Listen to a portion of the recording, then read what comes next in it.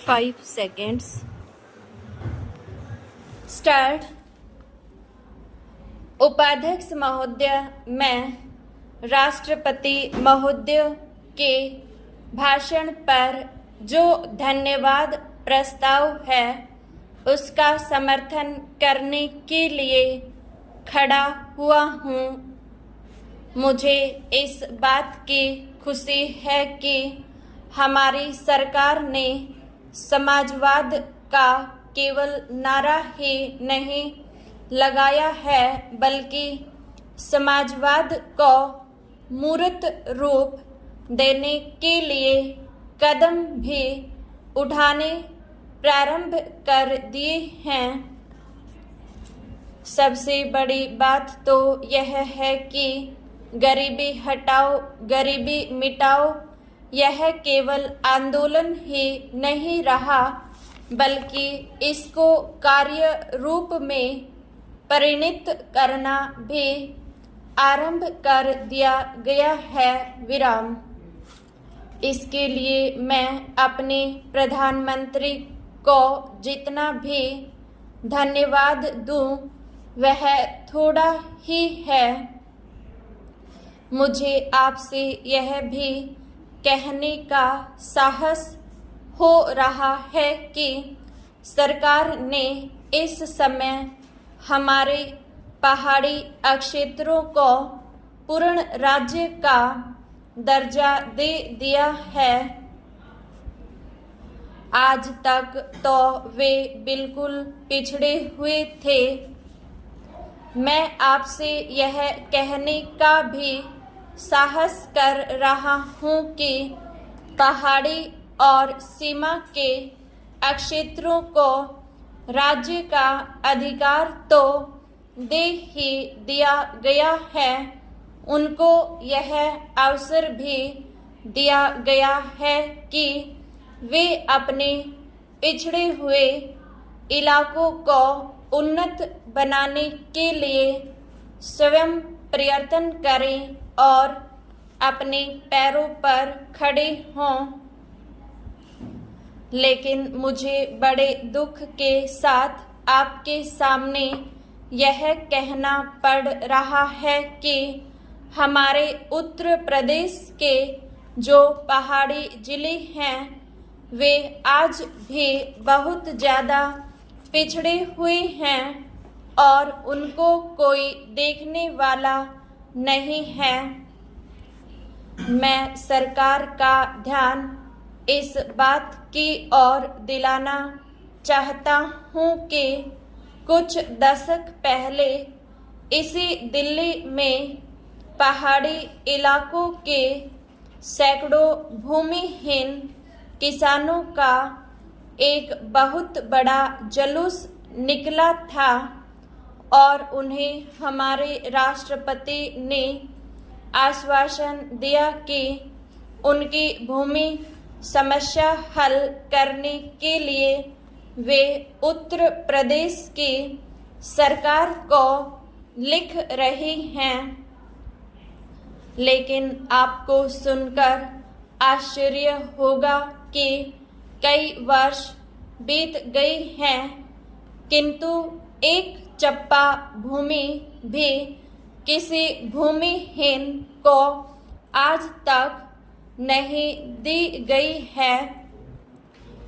हमारे भूमिहीन किसान कभी जेल में सड़ते हैं और कभी कहीं मारे फिरते हैं लेकिन भूमि उन्हें नहीं मिली।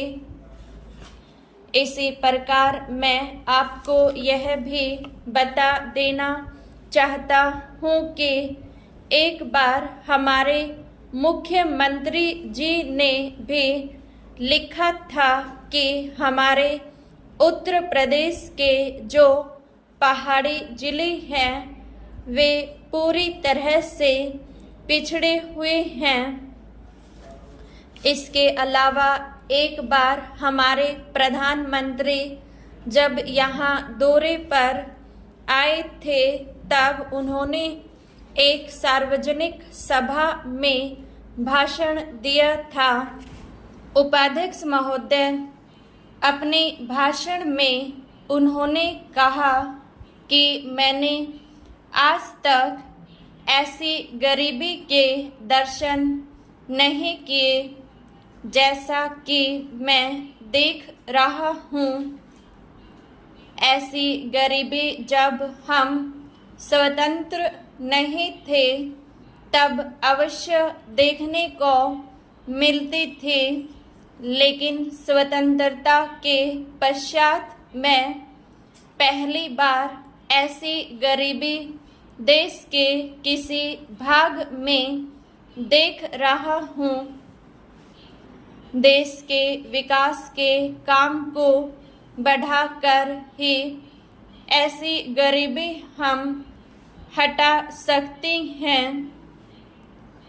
सरकारी उद्योगों की स्थिति अजीब है। हर संभव कोशिश से और सद्भाव बनाकर सरकारी उद्योगों के कर्मचारियों को आप अच्छा वेतन देते हैं और उन्हें रहने का अच्छा स्थान देते हैं, फिर भी घाटा होता है और देश का नुकसान होता है। कारण क्या है? कारण यह है कि आपकी औद्योगिक नीति गलत है और जो रुपया आपके पास है उसको भी आवश्यक काम के लिए खर्च नहीं कर रही हैं। एक तरफ बोकारो के लिए 600 करोड़ रुपया रख रहे हैं और दूसरी ओर राजस्थान नहर को पूरा करने के लिए आप कहते हैं कि हमारे पास पैसा नहीं है। एक और महाराष्ट्र के अंदर आप नई चीनी मिलें खोल रहे हैं और दूसरी ओर उत्तर प्रदेश और बिहार के अंदर कारखाने बंद हो रहे हैं या जो उनकी अक्षमता है उस पर पूरे तौर पर काम नहीं कर रहे हैं। यह कोई औद्योगिक नीति नहीं है, इसलिए यह कहना ठीक नहीं है कि हमारी औद्योगिक नीति सफल हुई है। मंत्री महोदय कहते हैं कि वे सिंचाई के लिए एक सिंचाई आयोग बनाएंगे। अच्छी बात है, मगर सिंचाई की क्या हालत है हमारे देश के अंदर, यह भी तो देखिए। जिस समय हमारे देश में कोसी बांध का काम शुरू हुआ था उस समय पाकिस्तान ने एक बांध पूरा कर लिया था। वहाँ उससे सिंचाई हो रही है और हमारे यहाँ इसका काम आधा भी नहीं हुआ है। राजस्थान नहर शुरू हुए कितने वर्ष हो गए हैं, परंतु अभी भी वह बनी नहीं। हमारे यहाँ कोई ठीक तौर तरीका नहीं है। मंत्रियों और सांसदों के मकानों के लिए करोड़ों रुपए निकल सकती हैं, मगर देश के उद्योग के लिए, देश के किसान और मजदूर के लिए जो रुपया चाहिए वह नहीं मिल सकता। उसके लिए रुपया नहीं दे सकती हैं। यह कोई उद्योग नीति नहीं है, यह एक खिलवाड़ किया जा रहा है। मैं कल सदन को बतला रहा था कि कुछ सड़कें विश्व बैंक की सहायता से बनने वाली थी।